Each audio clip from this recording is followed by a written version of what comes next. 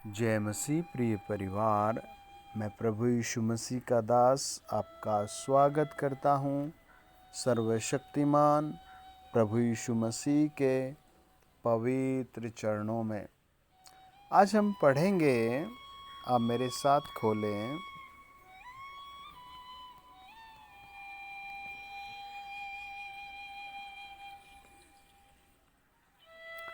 मत्ती रचित सुसमाचार 15 अध्याय। मत्ती रचित सुसमाचार 15 अध्याय और उसका 21 वचन। यीशु वहां से निकलकर सूर और शैदा के प्रदेश की ओर चला गया।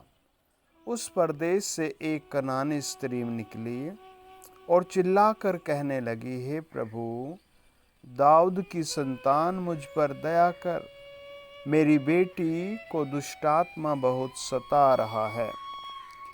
आइए प्रार्थना करेंगे। महान, जीवित और सच्चे प्रभु यीशु मसीह, हम आपके एक एक बेटे बेटी पर आपका हाथ रखकर दुआ करते हैं और निवेदन प्रार्थना करते हैं। प्रभु, आप स्वर्गीय आशीष दें, चंगाई दें, छुटकारा दें हर एक दुष्टात्मा से, बदरूह से, बीमारी से।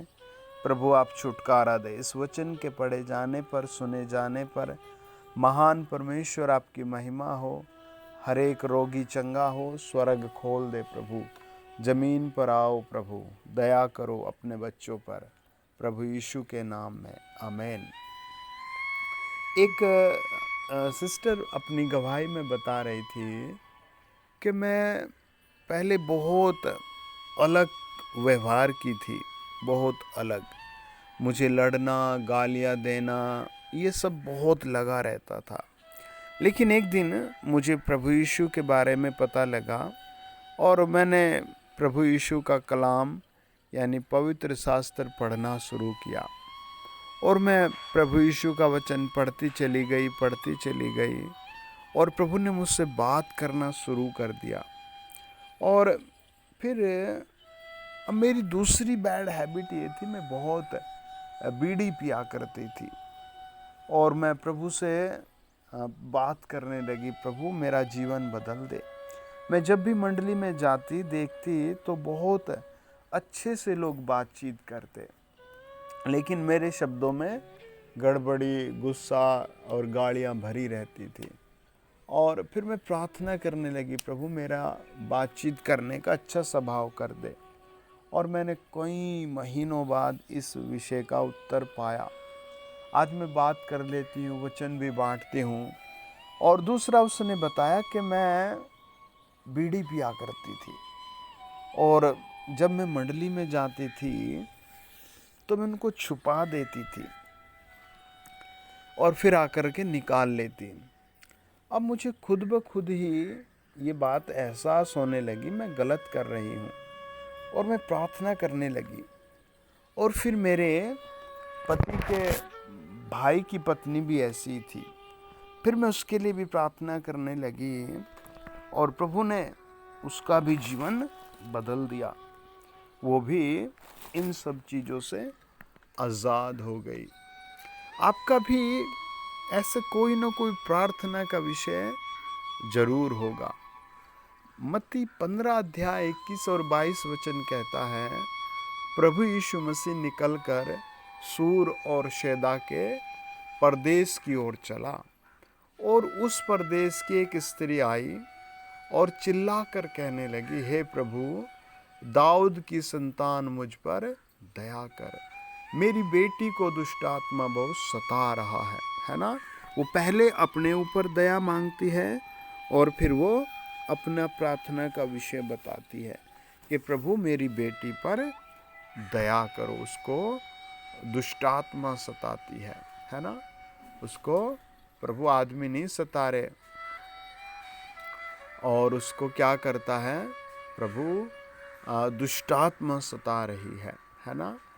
और वो इस कारण परेशान है। जब हम मत्ती 9 अध्याय 27 वचन पढ़ते हैं, वहाँ लिखा है, जब यीशु वहाँ से आगे बढ़ा तो 2 अंधे उसके पीछे यह पुकारते हुए चले, हे दाऊद की संतान हम पर दया कर। कितनी स्मॉल प्रेयर है, हे दाऊद की संतान हम पर दया कर। मत्ती 17 अध्याय 15 वचन कहता है, हे प्रभु मेरे पुत्र पर दया कर, क्योंकि उसको मिर्गी आती है और वह बहुत दुखी उठाता है और बार बार आग में और पानी में गिर पड़ता है ना। दो अंधे, उनका अलग प्रार्थना का विषय, मिर्गी वाले का अलग प्रार्थना का विषय, कनानी स्त्री का अलग प्रार्थना का विषय है। लूका 18 अध्याय 38 से 39 वचन में लिखा है, तब उसने पुकार कर कहा, हे यीशु दाऊद की संतान मुझ पर दया कर। जो आगे आगे जा रहे थे वे उसे डांटने लगे कि चुप रहे, परंतु वह और भी चिल्लाने लगा, हे दाऊद की संतान मुझ पर दया कर। तो यहाँ पता लगता है कि लोग रोकते भी हैं, भाई प्रार्थना मत कर, लेकिन वो और भी ज़्यादा प्रार्थना करने लगा। आपके पास कैसा प्रार्थना का विषय है, आपको अपने बारे में ज़रूर पता होगा। आज मैं आपको दूसरी सच्चाई बताता हूँ, आप इस बात को लिख लें, समझ लें कि आप प्रभु यीशु मसीह की संतान हैं। अब आप प्रभु यीशु मसीह के बेटे हैं, आप प्रभु यीशु मसीह की बेटी हैं, आप प्रभु यीशु मसीह के चुने हुए हैं, आप प्रभु यीशु मसीह के बेटे हैं, है ना। बाइबल कहती है, देखिए आप मेरे साथ खोलें, लूका रचित सुसमाचार 4 अध्याय और उसका 14-15 वचन। यीशु आत्मा की सामर्थ से भरा हुआ गलील को लौटा और उसकी चर्चा आसपास के सारे देश में फैल गई और वह उनके आराधनालयों में उपदेश करता रहा और सब उसकी बड़ाई करते थे। अब बहुत क्लियरली परमेश्वर का वचन कहता है कि प्रभु यीशु सामर्थ से भरा हुआ है ना, प्रभु यीशु मसीह सामर्थ से परिपूर्ण है। ऐसा नहीं कि भाई कमज़ोर पर्सन है, आज प्रभु आपकी ही कमज़ोरी दूर करेगा। आज पवित्र प्रभु हमारी ही कमज़ोरी दूर करेगा।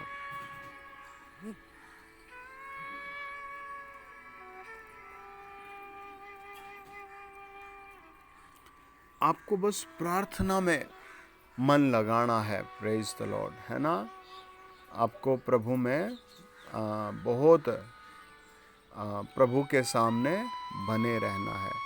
पहला पत्रस 4 अध्याय 10 वचन कहता है, हर एक ने जैसा वरदान पाया है वैसा ही परमेश्वर के नाना प्रकार के अनुग्रह के अच्छे भंडारी बनकर एक दूसरे की सेवा करे।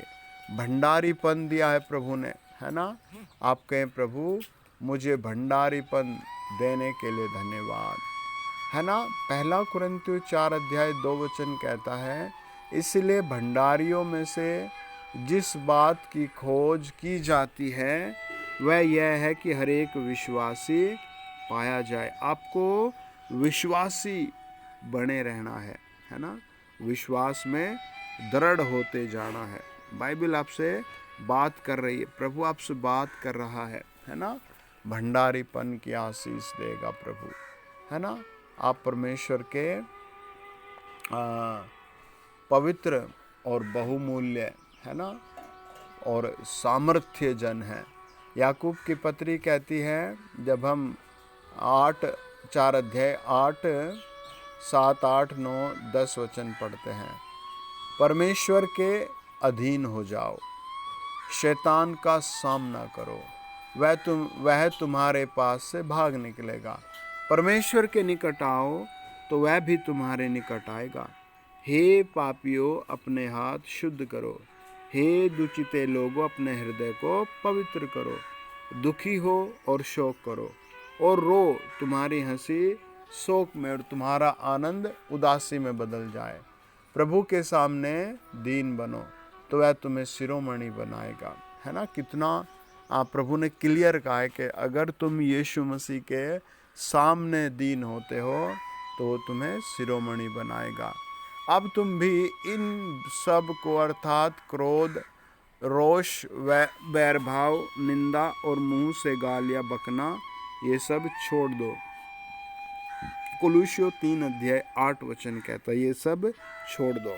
ऐसे तो नहीं छूटेगा, है ना। एक भाई अपनी गवाही में बता रहे थे कि मैं बहुत दिनों से कई चीज़ों की दवाइयाँ खा रहा था और समस्या ये थी कि मैं एक दवाई खाता, वो चीज़ ठीक नहीं होती, दूसरी बीमारी आ जाती, और एक समस्या गई नहीं, दूसरी समस्या आ जाती, तीसरी समस्या आ जाती। तो वो बताता है कि सर एक दिन आप प्रार्थना कर रहे थे, आपने वचन में बताया कि पश्चाताप करो, मन फिराओ, प्रभु यीशु का लहू सब पापों से शुद्ध करता है। कि मैं सोचने लगा मेरी लाइफ ठीक है, पाप कहाँ है, मैं ठीक हूँ। मैं घर गया, मैंने बाइबल के वचन पढ़े, खाना खाया, सब कुछ किया। फिर रात को मुझे यही बात आई, यार जब परमेश्वर के दास ने बोला है कुछ तो बात होगी, कि मैंने फिर घुटने टेके और परमेश्वर के सामने बैठा और कहा, प्रभु तू सर्वशक्तिमान है और दया का सागर है, मेरी मदद करो।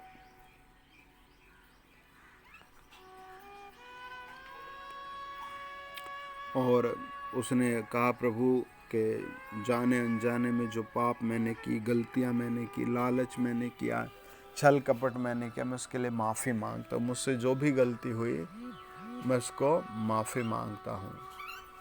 और कि मैं ऐसे प्रार्थना, खूब प्रार्थना की और मैं खूब प्रार्थना करता रहा। और उस रात मैंने एक दर्शन देखा कि प्रभु यीशु मसीह मेरे साथ आए हैं।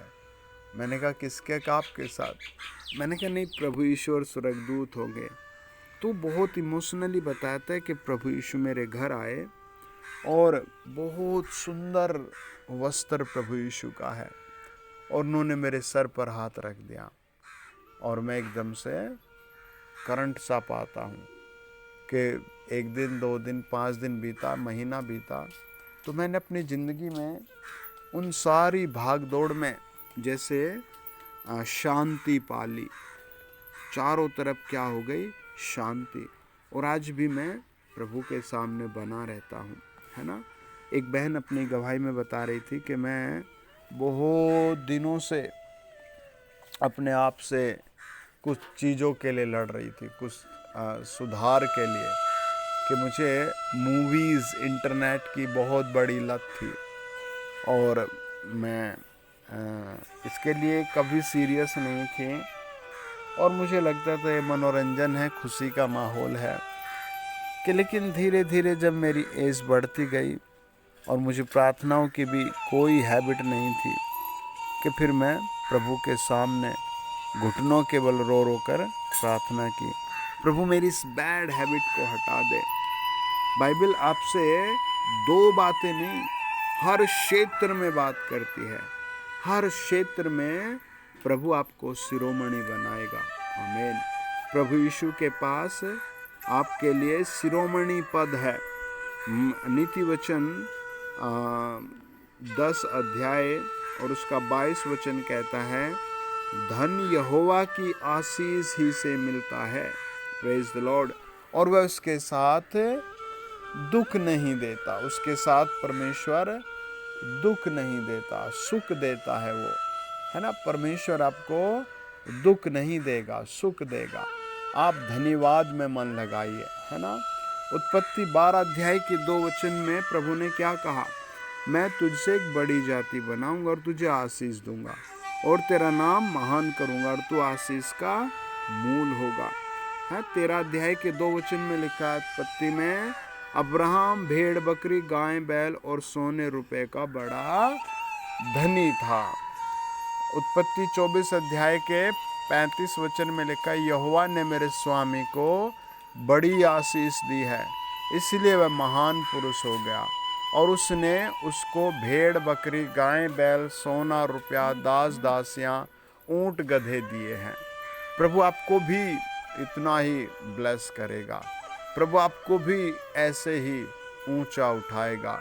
नीति वचन 20 अध्याय का 21 वचन कहता है, जो भाग पहले उतावली से मिलता है अंत में उस पर आशीष नहीं होती है। फिर हम पढ़ते हैं भजन संहिता 37 का 22, क्योंकि जो उससे आशीष पाते हैं वे तो पृथ्वी के अधिकारी होंगे। प्रेज द लॉर्ड है। परमेश्वर आपको कुछ बनाएगा। आमीन। आइए प्रार्थना करें। महान सच्चे दयालु प्रभु यीशु मसीह, हम आपके चरणों में दुआ करते हैं, आप इस ऑनलाइन कलीसिया पर दया करें, प्रत्येक जुड़ने वाले पर आप भारी आशीष दें, प्रत्येक को आप कुछ ना कुछ अद्भुत बनाएं, आप ऊंचा उठाएं। मेरे पिता परमेश्वर, दया कर दीजिए। तेरे लहू के द्वारा सब कुछ संभव होता है। हम प्रार्थना करते हैं प्रभु, आज के दिन तेरे बच्चों पर अद्भुत आशीषें उतरें।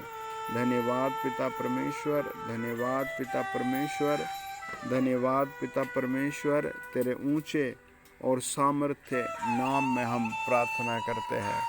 सब कहे आमीन, सब कहे आमीन।